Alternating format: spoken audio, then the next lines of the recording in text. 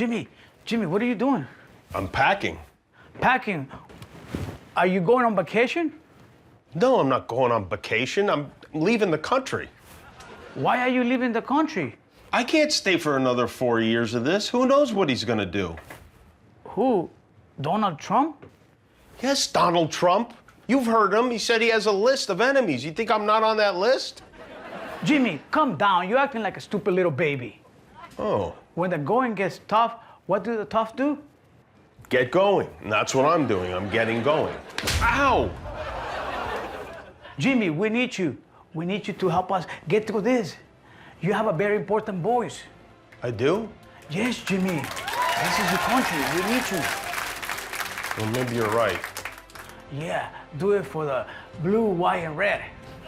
Yeah, it's really just the red, white, and blue, but thank you, Guillermo. I appreciate that. You know what? You're right. You're right. I need to stay here. We have unfinished business. What's with the suitcase? I'm going back to Mexico. You on your own, buddy. From Hollywood, it's Jimmy Kimmel Live. Tonight, the hosts of Pod Save America, Jon Favreau, John Lovett, Dan Pfeiffer, and Tommy Vitor, plus music from Alessia Cara with Clito and the Cletones. And now, Jimmy Kimmel.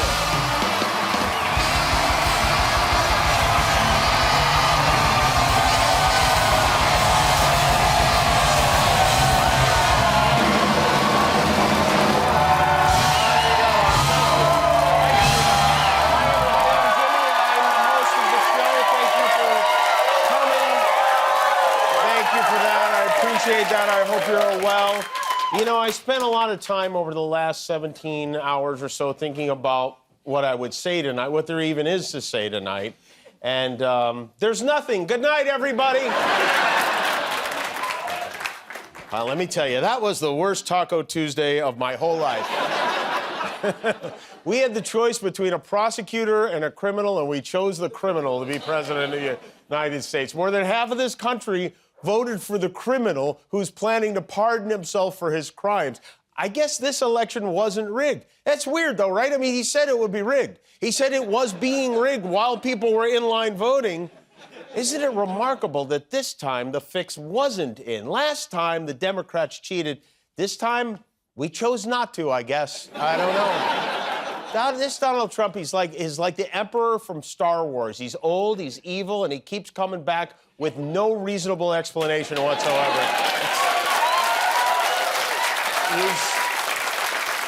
Just when they finally scrubbed the last of the ketchup off those White House walls, I'm still trying to figure out what happened. Babe, be honest. Last week, did you guys send that monologue to a Republican like I asked you to?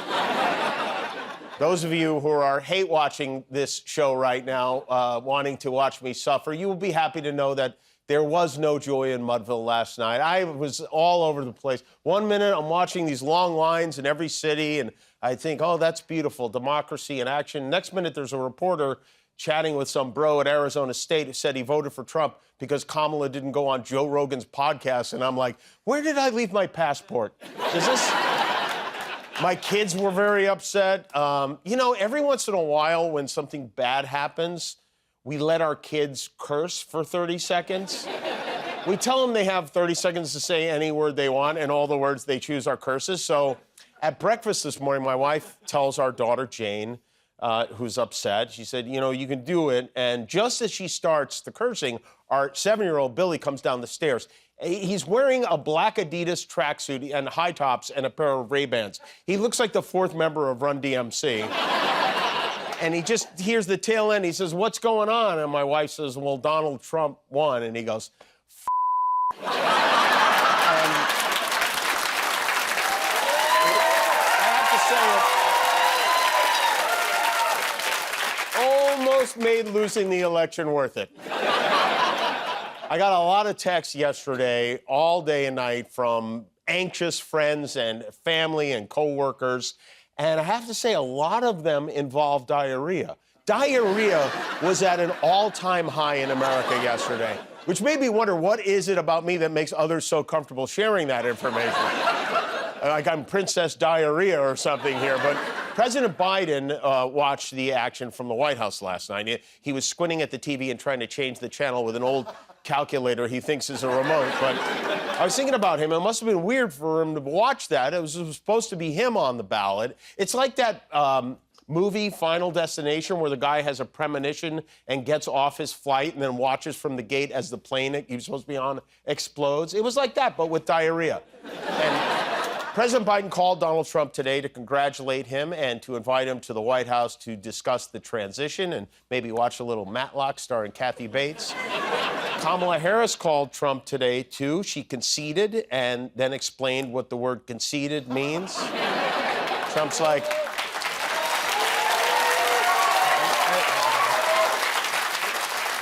Trump said, that means you're stuck up, right? Conceded? And she did it because that's how it's supposed to be done in America. There's an election, and then they count the votes. And if the Democrat loses, they call to congratulate the winner. Harris also gave a concession speech at her alma mater, Howard University. She said, it's going to be okay. The light of America's promise will always burn bright. And she's right. You know, the reason America is the greatest country in the world is that even a simple garbage man and fry cook from McDonald's can one day be president of the United States 2 different times. And I think that's inspiring. Poor Tim Walz right now is in his backyard playing a very solemn game of cornhole by himself. In Nevada, they had a problem with ballots from thousands of young voters whose signatures didn't match the ballot because they don't know how to sign their names. Well, they did tell us not to give our kids iPads, and we didn't listen. But at least they tried. I do want to say thank you to everyone who voted, even if you just did it to get a bottle of water from Paul Rudd. Thank you for voting. And it's very important, if you're in line, stay in line. Do not leave the line. Overall, the voting itself went relatively smoothly, despite a number of bomb threats that were called and emailed into heavily Democratic precincts in Georgia, Arizona, and Michigan. Authorities say they seem to have originated in Russia. You could tell the Russians are running out of ideas when they're trying to disrupt our elections now, using the same tricks kids in the 80s used to get out of PE. But the rest was not great. Let's be honest, it was a terrible night last night. It was a terrible night for women, for children, for the hundreds of thousands of hardworking immigrants who make this country go, for healthcare, for our climate, for science, for journalism, for justice, for free speech. It was a terrible night for poor people, for the middle class, for seniors who rely on Social Security, for our allies in Ukraine, for NATO, for the truth and democracy and decency. And it was a terrible night for everyone who voted against him. And guess what? It was a bad night for everyone who voted for him, too. You just don't realize it yet. And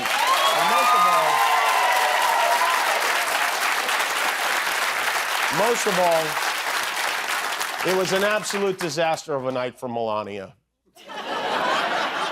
But it was a really good night for Putin and for polio and for lovable billionaires like Elon Musk and the bros up in Silicon Valley and all the wriggling brainworms who sold what was left of their souls to bow down to Donald Trump. But you know what? I'm going to say something that Trump would never say unless it favored him. The people voted, and this is the choice we made. In January, Donald Trump becomes president, and that's that. He won. Doesn't mean we give up, but it also doesn't mean we storm the Capitol because we don't like the result. And... you know, I've been trying, I know a lot of people don't want to hear anything positive. I've been trying to come up with something positive. The best I can come up with is we've been through this once before. And yes, this time it is probably going to be worse, maybe a lot worse. But I also think that maybe we will look back and realize that in the long run, this is what we needed to wake us up. Maybe the people who care so much about him need to find out how little he cares about them. Now, all the promises he makes about stopping wars and imposing tariffs, and how he's going to crush inflation and cut taxes. Now he has to do this stuff. And I hope he does. I really do. I hope his next unpredictable act is to reach across the aisle and do something positive. He really does. The bar's low. He has an opportunity to win us over. Remember when he took office the first time, he started working on infrastructure with Chuck Schumer and Nancy Pelosi until the other Republicans say, hey, we don't do that. We don't work together.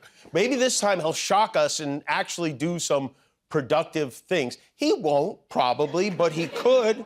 Or maybe the only good part of all this is he can't run again in 2028. I don't know.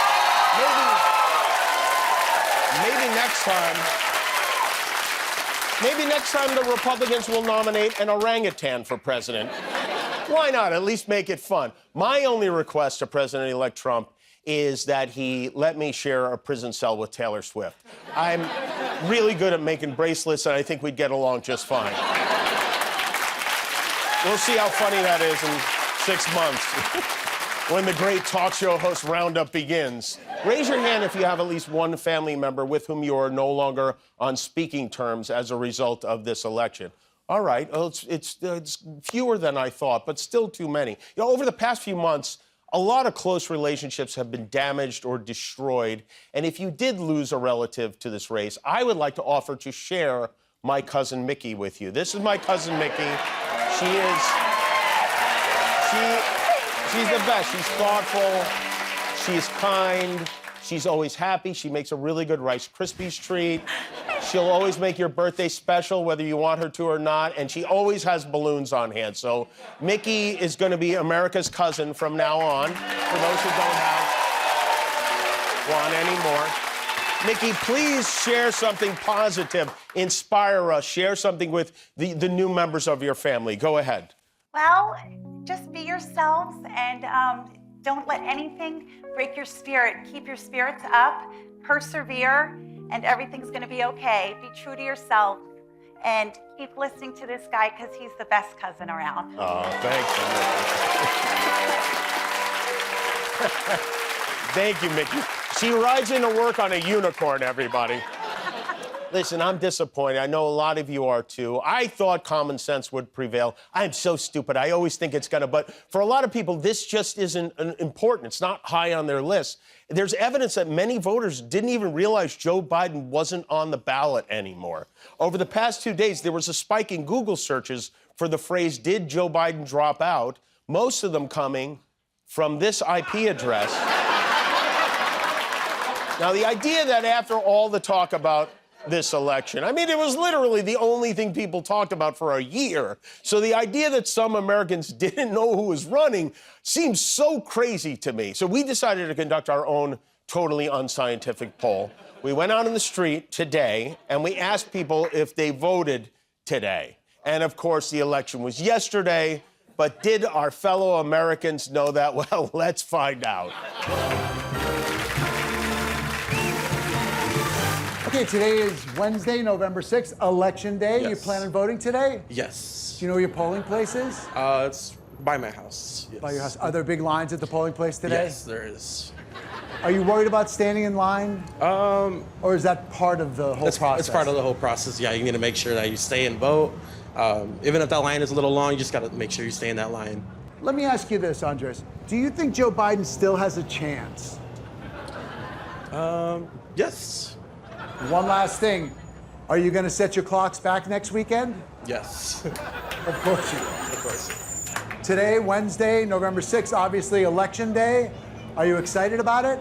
I'm excited, but I'm very nervous as well, yes. Do you have any predictions for the election? I don't have any predictions. I've been watching the news, and it's hard to say what's going to happen, so. What news have you been watching? I watch, I'm kind of a news junkie, so I read a lot on the internet. I watch NBC, I watch a little bit of Fox, and yeah. Do you plan on voting today? Yes. You're going to vote today? Mm-hmm. Who are you voting for today?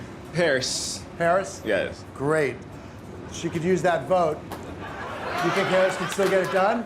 I hope so. I believe in you. We believe in you. You can do it. You got this. Today is Wednesday, November 6th. You planning on voting today? No. Why? I don't believe in voting.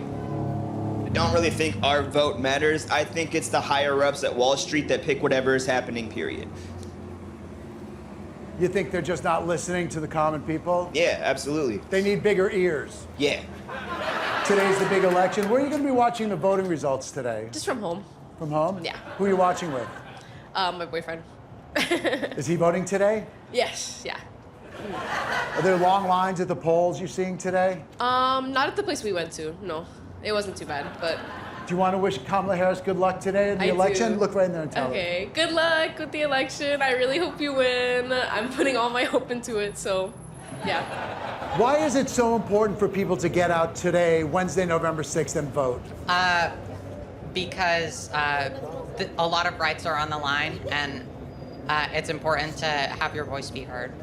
And if we're not paying attention, we're going to lose all our rights. Exactly. Today's election day, Wednesday, November 6th. Yeah. Are you going to vote or are you going to vote by mail? Probably by mail. By mail? You're going to send it in? Who are you supporting? Who's running for president? We're good. Oh, damn. You for real? Just like, oh, really? All right, well, now I understand.